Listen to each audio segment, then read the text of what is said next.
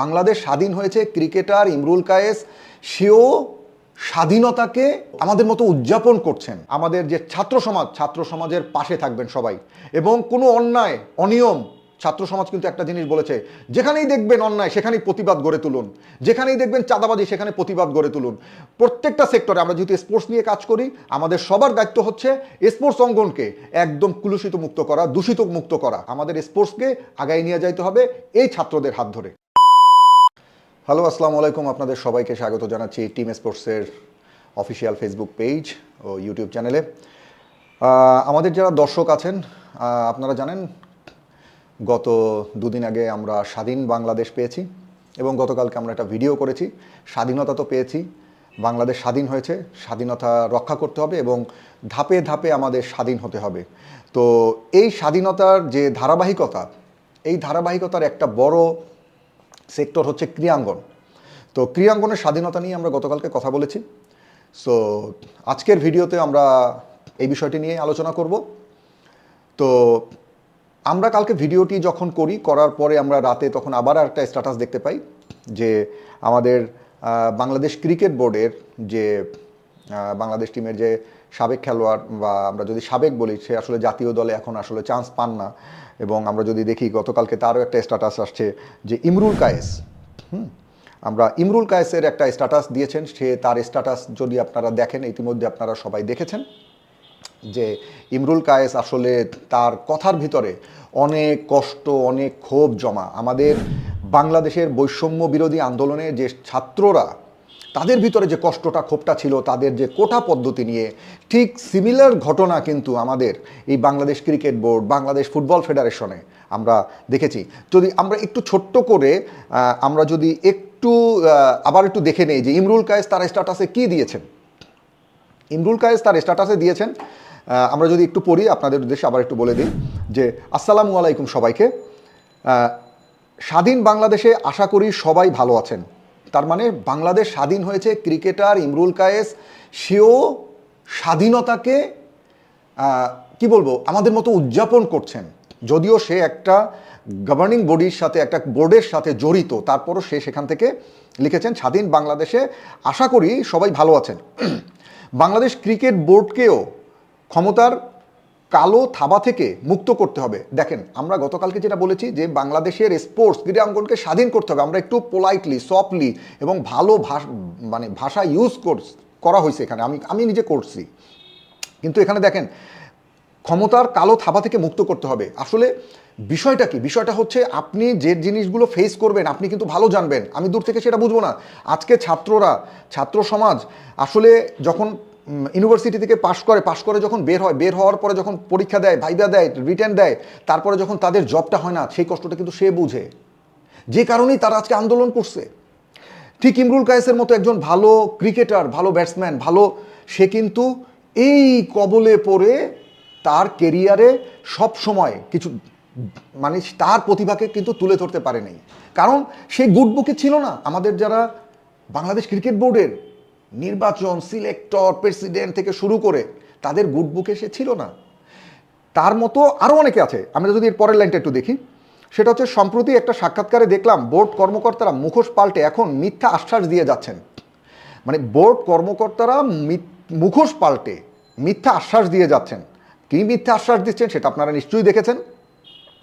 এদের কারণে ক্রিকেটে যে কি পরিমাণে ক্ষতি হয়েছে সবাই জানেন।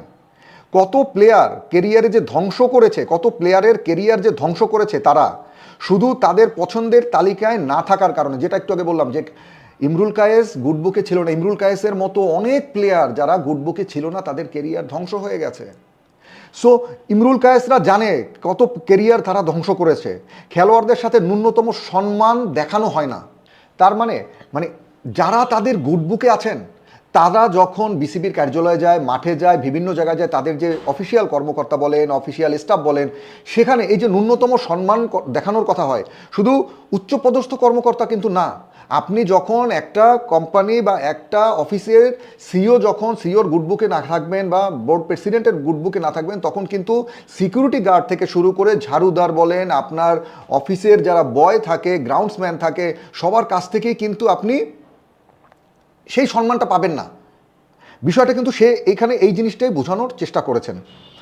তারপরে যেটা জিনিসটা লিখেছেন যে বোর্ডের প্রতি আমার অনুরোধ, আপনারা যথেষ্ট করেছেন, মানে কতটা আক্ষেপ থাকতে পারে যে বোর্ডের প্রতি আমার অনুরোধ যে আপনারা যথেষ্ট করেছেন, দেশের ক্রিকেটকে দেয়ার আর আপনাদের কিছু নেই, দেশের ক্রিকেটের দেয়ার আর কিছু নেই, তারুণ্যের হাতে ছেড়ে দিন ক্রিকেটের ভবিষ্যৎ। আমরা গতকালকে যে ভিডিওতে যেটা বলেছিলাম, এই তরুণ সমাজ, এই শিক্ষিত সমাজ, এই ছাত্র সমাজ, যেই ছাত্র, আমি জানি না আসলে সাঈদের মতো কত, সাঈদ মুগ্ধদের মতো কত হাজার প্রাণের বিনিময়ে আমরা আজকে স্বাধীনতা পেয়েছি, যে ছাত্র সমাজ বুক পেতে দিয়েছে। আমরা অন্য কোনো, এখন অনেক দল মত অনেকেই আসছেন যারা হচ্ছে এর বেনিফিশিয়ারি, বেনিফিট নিতে চাইবেন। আমরা তাদেরকেও বলবো, আপনারা সর্বপ্রথম, আমরা এর আগে দেখেছি কি, সর্বপ্রথম আমাদের বাংলাদেশে এর আগে যতগুলো দল ছিল, যতগুলো ইলেকটেড গভর্নমেন্ট ছিল, তারা এসেই শহীদদের প্রতি শ্রদ্ধা জানাইতো। আমি সবার কাছে আহ্বান জানাবো, আপনারা যে দলই ক্ষমতায় আসেন না কেন, যে নবনির্বাচিত যে প্রেসিডেন্ট আসুন না কেন, বা মধ্যবর্তী প্রেসিডেন্ট সরকার আসুক না কেন, প্রধানমন্ত্রী আসুক না কেন, সবাইকে বলবো, এই যে ছাত্ররা, এই যে বীর, বাংলাদেশের এই যে বীররা, এদের প্রতি সম্মান এবং শ্রদ্ধা জানিয়ে আপনারা আপনাদের কার্যক্রম শুরু করবেন, আপনাদের কথা শুরু করবেন, আপনাদের যে কোনো কার্যক্রম শুরু করবেন। এদের জন্যই আমরা কিন্তু আজকে 54 বছর পরে স্বাধীনতা উপভোগ করা শুরু করেছি, স্বাধীনতার তৃপ্তি পেতে চলেছি। তো এখানে যে জিনিসটা হচ্ছে, তারুণ্যের হাতে ছেড়ে দিন, এই তরুণ সমাজকে এগিয়ে আসতে হবে বাংলাদেশ ক্রিকেট বোর্ডের প্রতি, বাংলাদেশ ফুটবল ফেডারেশনের প্রতি, বাংলাদেশের অন্যান্য সকল ফেডারেশনের প্রতি, বাংলাদেশের যে অলিম্পিকের আন্ডারে যতগুলো ডিসিপ্লিন আছে সব জায়গাটাতে এই দলীয়করণ, এই যে কি বলে এটাকে, দলীয়করণ, রাজনীতি মুক্ত করে এখানে যোগ্য নেতৃত্ব আসতে হবে। বাংলাদেশে অনেক বড় বড় ব্যবসায়ীরা এসেছে, আমরা দেখেছি বসুন্ধরা গ্রুপের মতো ব্যবসায়ীরা এসেছে, সাইড পাওয়ার টেকের মতো ব্যবসায়ীরা এসেছে, তরফদার রুহুল আমিনের মতো ব্যবসায়ীরা এসেছে, এর আগেও এসেছেন অনেকে। এখন এই ব্যবসায়ীদেরকে বিভিন্নভাবে ইউজ করে এদেরকে বিতাড়িত করে দেওয়া হয়েছে। আমাদের দেশে স্পন্সর বলেন, স্পন্সরের কিন্তু অভাব নাই, আমাদের দেশে প্রচুর স্পন্সর আছে, তারা উইলিংলি চায় যে কোনো ডিসিপ্লিন, স্পোর্টস ডিসিপ্লিনের সাথে কানেক্ট হতে, কিন্তু একটা পর্যায়ে তাদেরকে ওখান থেকে ডিপ্রাইভ করে রিটার্ন ব্যাক করা হয়। তারপরে যে জিনিসটা তারা লিখেছেন যে তারা এগিয়ে যাবে, তারুণ্যরা এগিয়ে যাবে, তাদের হাত ধরেই আসবে বড় সাফল্য, যেখানে মাথা উঁচু করে থাকবে বাংলাদেশের ক্রিকেট ইনশাল্লাহ। সো আমরা ইমরুল কায়েসের এই যে ক্ষোভ দেখেছি, আমরা কিন্তু এর আগে মোহাম্মদ আশরাফুলও কিন্তু সেই একই স্ট্যাটাস দিয়েছেন। আমরা যদি জাস্ট একটু আশরাফুলের দিকে তাকাই, আশরাফুল বাংলাদেশের যদি কোনো সেলিব্রিটি ক্রিকেট হতে থাকে, মানে আমরা যদি দেখি ইয়াংদের ভিতরে, সেখানে কিন্তু ছিল আশরাফুল। হ্যাঁ, আশরাফুলের একটা ভুল হয়েছে, আশরাফুল ক্ষমাও চেয়েছেন, কিন্তু আমাদের বোর্ড তাকে ক্ষমা করেন না করে তাকে কেরিয়ারটা ধ্বংস করে দিয়েছেন। আমাদের পার্শ্ববর্তী ইন্ডিয়াতেও কিন্তু এরকম অনেক ঘটনা হয়, তারা কিন্তু এই জিনিসটা এইভাবে আসতে দেয় না। সাকিব আল হাসানের ক্ষেত্রেও হয়েছিল, কিন্তু সাকিব আল হাসান গুড বুকে ছিল বলেই কি তাহলে সাকিব আল হাসানকে কিন্তু আমরা সবসময় আমরা দেখেছি, আমাদের প্রেসিডেন্ট পাপন সাহেব সাকিব আল হাসানের উপরে কখনো কথা বলতে পারতেন না। তা কেন কথা বলতে পারতেন না? এই জিনিসটা কিন্তু বোধগম্য আমাদের না। আপনি যখন অন্যায় করবেন, দুর্নীতি করবেন, তখন কিন্তু আপনার আন্ডারে যারা কাজ করবে, আপনার কলিগ যারা থাকবে, তারা কিন্তু আপনার উপরে সবসময় ডমিনেট করার চেষ্টা করবে। সো আমরা সাকিব আল হাসানকে কখনোই দেখি নাই যে নাজমুল হাসান পাপনকে সম্মান করতে, কারণ সেই সম্মানের জায়গাটা কিন্তু আসলে নাজমুল হাসান পাপন আসলে ধরে রাখতে পারেন নাই। ক্ষমতা ধরে রাখছেন ঠিকই, কিন্তু এখন এই যে আমরা যদি আসি, আজকে আমরা বিসিবিতে একটা প্রেস কনফারেন্স করেছেন শাহরিয়ার নাফিস, তো অপারেশনস কমিটির, তো সেখানে পাকিস্তান ট্যুর নিয়ে কথা হয়েছে এবং অনেক কথা হয়েছে আমরা দেখেছি, এবং সেখানে একটা প্রশ্ন এসেছে যে সাকিব আল হাসানকে নিয়ে। চলুন আমরা একটু দেখে নেই আসলে সাকিব আল হাসানকে নিয়ে সাংবাদিকরা কি প্রশ্ন করেছেন এবং শাহরিয়ার নাফিজের উত্তরটা কি ছিল। সাকিব আল হাসান গতকালকে রাষ্ট্রপতির আদেশ অনুযায়ী সাকিব আল হাসান এখন আর সংসদ সদস্য নন। সাকিব আল হাসান অ্যাভাইলেবল আছেন কি না, একটা প্রশ্ন হচ্ছে কি উনি অ্যাভাইলেবল আছেন কি না, আরেকটা প্রশ্ন হচ্ছে উনি সিলেক্টেড হচ্ছেন কি না। আমরা দেখলাম যে আসলে প্রশ্নর যে বিষয়টা আছে, শাহরিয়ার নাফিজ আসলে কি বলেছেন এখানে বিষয়টা হচ্ছে, সাংবাদিকরা বলেছিলেন সাকিব আল হাসানের ব্যাপারে, তো মোটামুটি ধরেই নেওয়া যায় তাদের কথা দিয়ে সাকিব আল হাসান আসলে দলে নেই।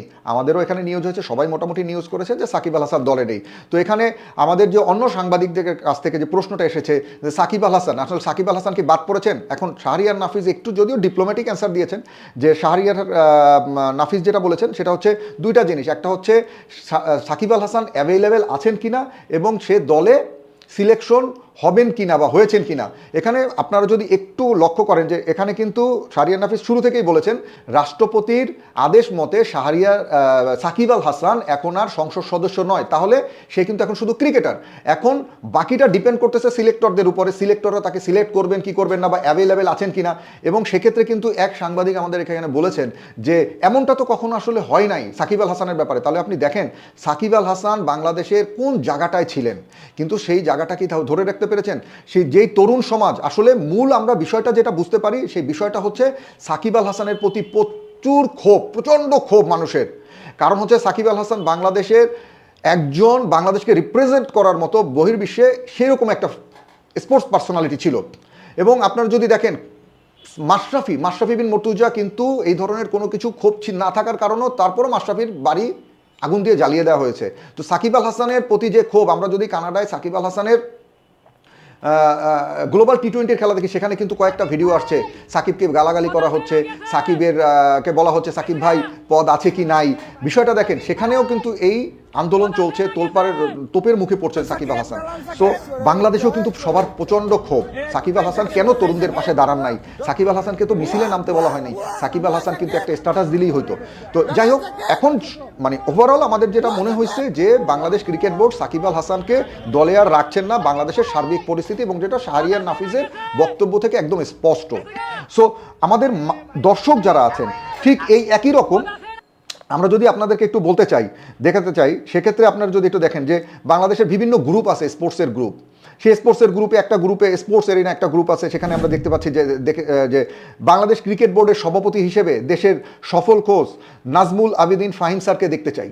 নাজমুল আবেদিন ফাহিম স্যারকে আমরা দেখেছি ছাত্ররা যখন আন্দোলন করে সেই আন্দোলনে উনি একটি ছাতি নিয়ে কিন্তু অংশগ্রহণ করেছিলেন। বৃষ্টির দিনে, বৃষ্টি ছিল ওই দিনটাতে, সেদিন কিন্তু উনি ছাতা মাথায় ছিল। তো মানুষের যে আবেগ, আপনাকে আসলে মারার দরকার নেই, আপনি জাস্ট একটু সহযোগিতা, সহমর্মিতা এবং আপনি যা আছেন এই জিনিসটাই কিন্তু আসলে মানুষের। এবং আমরা যদি একটু এদিকে দেখি, বাংলাদেশের আর একটা বড় ফেডারেশন যেটা হচ্ছে ফুটবল ফেডারেশন, সেক্ষেত্রেও তাদেরকে নিয়ে কিন্তু চরম তোলপাড় চলছে এবং বিভিন্ন গ্রুপে এবং সবাই দিচ্ছে যে বাফুফে সভাপতি সালাউদ্দিন এবং বিসিবি সভাপতি নাজমুল হাসান পাপনকে পদত্যাগ করার আলটিমেটাম দিয়েছে ছাত্র সমাজ। আমি যদি আরেকটা দেখি, আরেকটা টি স্পোর্টস ফ্যান বগুড়া এরকম একটা গ্রুপ, তারা দিয়েছে নাজমুল হাসান পাপনের পরিচালনা পর্ষদ যদি ভেঙে যায় তাহলে বিসিবির সভাপতি হিসেবে কাকে দেখতে চান। এটা এখন সারা বাংলাদেশের মানুষের প্রশ্ন। আপনারা ক্রীড়াঙ্গনের বড় বড় ফেডারেশনগুলোকে কাকে দেখতে চান, যাকে দেখতে চান আমাদের এই ভিডিওর কমেন্টস বক্সে আপনারা জানান, আপনাদের মতামতগুলো জানান। আপনাদের মতামত নিয়েই আমরা প্রতিদিন ভিডিও তৈরি করব। আমরা চাই বাংলাদেশের ক্রীড়াঙ্গন একটি রাজনীতিমুক্ত ক্রীড়াঙ্গন হোক। আমাদের দেশের পোটেনশিয়ালিটি, গতকালকের ভিডিওতে আমরা যেটা বলেছি, আমাদের দেশের প্রচুর পোটেনশিয়াল রিসোর্স আছে, যারা ভালো খেলে, ভালো পারফর্ম করে, আমাদের টাকাও আছে, আমাদের ফাইন্যান্স আছে, কিন্তু দরকার হচ্ছে প্রফেশনালিজম। আমাদের দেশে আসলে প্রফেশনালিজম নাই, আমাদের দেশে দলীয়করণ আছে। প্রফেশনালিজমটা এস্টাবলিশ করতে হবে। যেহেতু নতুন বাংলাদেশ তৈরি হয়েছে, আমরা মনে করি আমাদের এই ছাত্র সমাজ প্রত্যেকটা ডিপার্টমেন্ট ধরে প্রত্যেকটা জায়গা থেকে এদেরকে এই জবাবদিহিতার আন্ডারে নিয়ে এসে এবং প্রত্যেকটা সেক্টরকে খুব সুন্দরভাবে সাজাবে এবং আমাদের প্রতিভাগুলো যেন ঝরে না যায়। ইমরুল কায়েসদের মতো, আশরাফুলদের মতো প্রতিভা যেন থাকে এবং বাংলাদেশে যেন এই প্রতিভাগুলো বাংলাদেশে সুন্দর করে বাংলাদেশকে বহির্বিশ্বে রিপ্রেজেন্ট করতে পারে, এইটাই প্রত্যাশা থাকবে। আপনারা সবাই ভালো থাকবেন, সুস্থ থাকবেন এবং হ্যাঁ, আমাদের যে ছাত্র সমাজের পাশে থাকবেন সবাই। এবং কোনো অন্যায়, অনিয়ম, ছাত্র সমাজ কিন্তু একটা জিনিস বলেছে, যেখানেই দেখবেন অন্যায় সেখানেই প্রতিবাদ গড়ে তুলুন, যেখানেই দেখবেন চাঁদাবাজি সেখানে প্রতিবাদ গড়ে তুলুন। প্রত্যেকটা সেক্টরে আমরা যেহেতু স্পোর্টস নিয়ে কাজ করি, আমাদের সবার দায়িত্ব হচ্ছে স্পোর্টস অঙ্গনকে একদম কুলুষিত মুক্ত করা, দূষণ মুক্ত করা। আমাদের স্পোর্টসকে আগায় নিয়ে যাইতে হবে এই ছাত্রদের হাত ধরে। আমরা আজকে এটাই শপথ করি। ধন্যবাদ সবাই, ভালো থাকবেন, সুস্থ থাকবেন এবং হ্যাঁ, আপনাদের মতামতগুলো আমাদের কমেন্টস বক্সে জানাবেন।